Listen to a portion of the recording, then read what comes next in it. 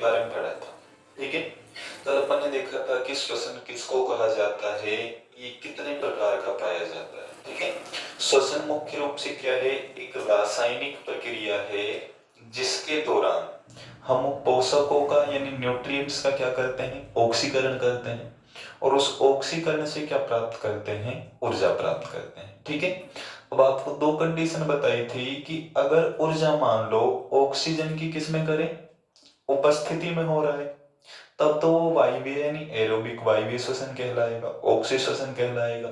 और अगर मान लो ऑक्सीकरण ऑक्सीजन की अनुपस्थिति में हो तब क्या कहलाएगा, एवायवीय एनेरोबिक कहलाएगा। वायवीय में मेन प्रोडक्ट जो बताया था वो आपको बताया था कि मेन प्रोडक्ट क्या बनेगा, जल बनेगा। एक दिन में लगभग 450 ml जल हम क्या करते हैं, भाप के रूप में छोड़ते हैं। और एवायवीय में क्या बनता है, एथिल एल्कोहल, जिसको एथेनॉल भी कह सकते हैं। लेकिन अगर हमारी मसल्स में होता है तो क्या बनता है, बिल्कुल सही है, लैक्टिक अम्ल बनता है, जो क्या करता है, हमारे शरीर में क्रैम्प या थकान उत्पन्न करता है। तो ये तो कल अपन ने पढ़ा था। इसके बाद हम पढ़ते हैं श्वसन की क्रियाविधि के बारे में, यानी मैकेनिज्म ऑफ रेस्पिरेशन। इसके बाद अगला अगला पॉइंट क्या आता है, श्वसन की क्रियाविधि अर्थात मैकेनिज्म, मैकेनिज्म ऑफ रेस्पिरेशन। ठीक है, अब देखो सबसे पहले अपन श्वसन की क्रियाविधि के बारे में पढ़ेंगे। तो श्वसन की क्रियाविधि का अर्थ क्या है, देखो श्वसन की क्रियाविधि का अर्थ है कि हम कैसे तो गैसों को शरीर के अंदर ग्रहण करते हैं, वो कोशिकाओं के अंदर जाकर कैसे मुख्य रूप से ऑक्सीकरण करेंगी, उनसे किस प्रक्रिया के द्वारा मुख्य रूप से मेन प्रोडक्ट जो बन रहे हैं, एनर्जी कन्वर्ट हो रही है, वो प्रक्रिया होगी। उस पूरे को हम किसके अंदर पढ़ते हैं, श्वसन की क्रियाविधि के अंदर, मैकेनिज्म के अंदर। अब इस क्रियाविधि को अपन दो पार्ट में क्या करते हैं, डिवाइड कर देते हैं। इसको कितने भाग में बांट देते हैं, दो पार्ट में बांट देते हैं। देखो दो पार्ट कौन कौन से होंगे, एक इसका भाग कहलाता है बाह्य श्वसन। देखो बाह्य श्वसन का अर्थ क्या हो जाएगा, एक्सटर्नल रेस्पिरेशन। बाह्य श्वसन का अर्थ क्या हो जाएगा, एक्सटर्नल रेस्पिरेशन। ठीक है, दूसरा जो प्रकार हो जाएगा, इसका पार्ट हो जाएगा, वो हो जाएगा आंतरिक श्वसन। दूसरा क्या होगा, आंतरिक अर्थात इंटरनल। दूसरा कौन सा हो जाएगा, इंटरनल हो जाएगा। अब देखो इंटरनल जो श्वसन है, रेस्पिरेशन है, इसका अर्थ क्या है कि कोशिका के अंदर ऑक्सीकरण कैसा हो रहा है। अब ये श्वसन की प्रक्रिया कहाँ हो रही है, कोशिका के अंदर हो रही है, इसीलिए इसको हम कह सकते हैं कोशिकीय श्वसन, यानी सेल्यूलर रेस्पिरेशन। इसी का दूसरा नाम क्या दे देते हैं अपन, सेल्यूलर रेस्पिरेशन भी इसका क्या दे दिया जाता है, नाम दे दिया जाता है। ठीक है, तो ये दो पार्ट हो गए रेस्पिरेशन की मैकेनिज्म के, यानी श्वसन की क्रियाविधि को दो पार्ट में अपन ने डिवाइड किया, बाह्य श्वसन और आंतरिक। आंतरिक कोशिका में हो रहा है, इसलिए इसको क्या कहा गया, कोशिकीय श्वसन कहा गया। इतना अर्थ समझ में आया। बाह्य का अर्थ ये थोड़ी कि भाई घर से बाहर होगा वो बाह्य, जो अंदर होगा वो आंतरिक। ठीक है, यहाँ पर बाह्य का अर्थ क्या है, जो कोशिका के बाहर हो रहा हो, और आंतरिक का अर्थ क्या है, जो कोशिका के अंदर हो रहा हो। ठीक है, अब देखो ये बाह्य श्वसन के दौरान हम क्या करते हैं, इसके दौरान देखो सबसे पहले तो अपन कोई भी गैस है उस गैस को ग्रहण करते हैं। देखो ये बताओ, अगर आपसे ये पूछा जाए कि हम श्वसन के दौरान सबसे ज्यादा कौन सी गैस ग्रहण करते हैं, तो कौन सा ऑप्शन होगा, बोलो, ऑक्सीजन। देखो ज्यादातर का ध्यान कौन से पर जाता है, ऑक्सीजन के दौरान। ठीक है, क्योंकि हम ज्यादातर ये बोलते हैं कि भाई श्वसन के दौरान ऑक्सीजन गैस लेते हैं। भाई अभी एक चीज सोचो, आप फिलहाल मान लो जिस स्थान पर उपस्थित है वहां पर हम श्वसन कर रहे हैं, और वहां पर ये बताओ सबसे ज्यादा, अगर हम वायुमंडल का संगठन देखें, एटमॉस्फेयर का कंपोजिशन देख लें, तो देखो N2 कितने परसेंट है, 78%।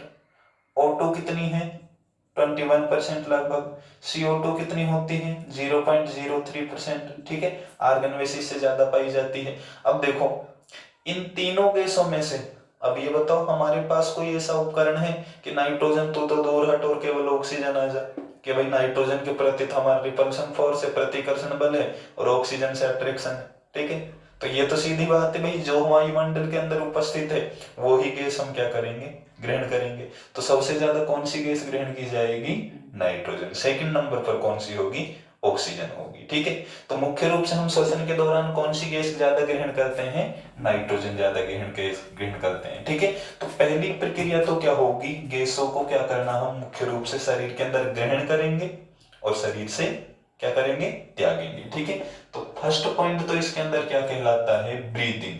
फर्स्ट क्या कहलाता है, ब्रीदिंग कहलाता है। देखो ब्रीदिंग को श्वासोच्छ्वास भी कह सकते हैं और हिंदी में इसके लिए संवातन वर्ड भी यूज कर लिया जाता है। ठीक है, संवातन का अर्थ क्या है, गैस को ग्रहण करना और छोड़ना। ठीक है, सेकंड जो पॉइंट होगा, इसमें तो क्या किया हमने, गैस को ग्रहण किया और उस गैस को शरीर से बाहर त्यागा। जो सेकंड पॉइंट आता है इसका, सेकंड पॉइंट में हम क्या करते हैं, जो गैस हमने ग्रहण की है, ठीक है, वो लंग्स के मीडियम से या माध्यम से क्या होगी, ब्लड तक जाएगी। तो ब्लड को हम ऑक्सीजन दे देते हैं और बदले में क्या ले लेते हैं, उससे CO2 गैस क्या कर लेते हैं, ग्रहण कर लेते हैं फेफड़ों के अंदर। ठीक है, तो सीधा कहें तो हम गैस का हम क्या कर रहे हैं, एक्सचेंज कर रहे हैं, आदान प्रदान कर रहे हैं। फेफड़ों को हम क्या करते हैं, फेफड़ों से हम क्या लेंगे, ब्लड क्या लेगा, ऑक्सीजन लेगा और बदले में ब्लड से फेफड़ों को क्या दे देगा, लंग्स को क्या देगा, CO2। तो गैस का एक्सचेंज हो गया। तो सेकंड पॉइंट आता है एक्सचेंज ऑफ गैसेज, अर्थात गैसों का विनिमय। गैसों का क्या हो जाएगा, विनिमय, आदान प्रदान होगा। ठीक है, पहले गैस को ग्रहण किया, फिर उसका क्या कर लिया हमने, आदान प्रदान कर लिया, एक्सचेंज कर लिया।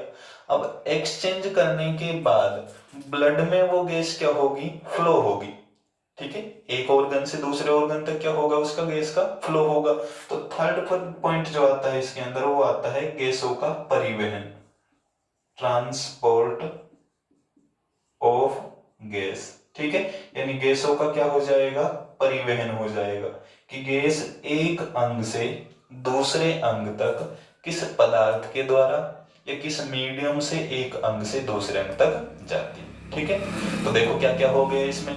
सबसे पहले ब्रीदिंग देखा, क्या हुआ इसमें, गैस को ग्रहण किया या छोड़ने की प्रक्रिया। दूसरा, ब्लड से क्या किया, उसको एक्सचेंज किया O2 और CO2 को। और थर्ड क्या किया, ब्लड के मीडियम से उस गैस का ट्रांसपोर्ट हो रहा है। तो ये सभी देखो फिजिकल प्रोसेस है, ये सभी क्या है, फिजिकल प्रोसेस है, भौतिक प्रक्रियाएं हैं और कोशिका की क्या हो रही हैं, बाहर हो रही है। इसीलिए इन सब को क्या कहा जाता है, बाह्य श्वसन, एक्सटर्नल रेस्पिरेशन कहा जाता है। सेकंड अपन देखें, इंटरनल में देखें, कोशिकीय श्वसन देखें तो कोशिका के अंदर होंगी। अब देखो कोशिका के अंदर होती हैं, इनमें दो प्रक्रिया आती हैं, एक को कहा जाता है ग्लाइकोलाइसिस। ठीक है, ये कोशिका द्रव्य साइटोप्लाज्म में प्रक्रिया होती है। ठीक है, इनके बारे में लास्ट में डिटेल से पढ़ेंगे अपन श्वसन के दौरान ही। ठीक है, सेकंड कहलाता है क्रेब्स चक्र, क्रेब्स साइकिल। ठीक है, सेकंड क्या कहलाएगा, क्रेब्स साइकिल। ये दो पार्ट में हमारा जो सेलुलर रेस्पिरेशन होता है ये कंप्लीट होता है।